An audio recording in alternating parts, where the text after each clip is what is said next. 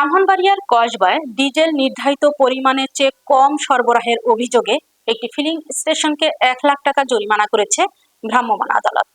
বিস্তারিত থাকছে মোহাম্মদ গোলাম জিলানির প্রতিবেদনে।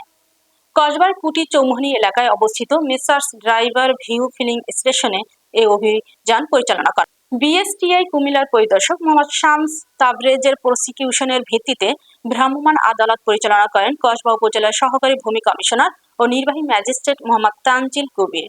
অভিযানকালে ফিলিং স্টেশনটির অকটেন, পেট্রোল ও ডিজেল এই 3টি পাম্পের পরিমাণ পরীক্ষা করা হয়। পরীক্ষায় ডিজেল পাম্পের মেশিন রিডিংয়ে দেখা যায় প্রতি লিটার ডিজেলে সহনীয় সীমার চেয়ে কম জ্বালানি সরবরাহ করা হচ্ছে। এই অপরাধে 1 লাখ টাকা অর্থদণ্ড দেওয়া হয়। পরে জরিমানার অর্থ তাৎক্ষণিকভাবে আদায় করা হয়। জনপরিবহন মানদণ্ড আইনে দণ্ডনীয় অপরাধ, ওই জন্য জনপরিবহন মানদণ্ড আইন 2018 অনুযায়ী আপনাকে এই অপরাধের জন্য 1 লক্ষ টাকা জরিমানা করা হচ্ছে। জরিমানা অনুযায়ী 2 মাসের বিনাশ্রম কারাদণ্ড প্রদান করা হচ্ছে। ঠিক আছে। আর আজকের পরে আপনি আপনার বাকি 2টা মেশিনেও কিছু ত্রুটি আছে, এই সবগুলো মেশিনের ত্রুটি, কারিগরি যে ত্রুটি আছে সেগুলো ঠিক করে ফেলবেন যাতে পরবর্তীতে ওনারা আসলে বা আমরা আসলে যাতে এটাতে কোনো ত্রুটি না পাই।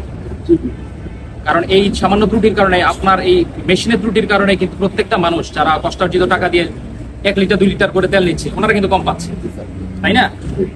এই ত্রুটি আসলেই কোনোভাবে মার্জনা করা যায় না। আজকে আপনাকে জরিমানা করে গেলাম। ভবিষ্যতে যদি এই ধরনের অপরাধ যদি কন্টিনিউ হয়, আমরা আরো কঠোর আইনানুগ ব্যবস্থা নিব।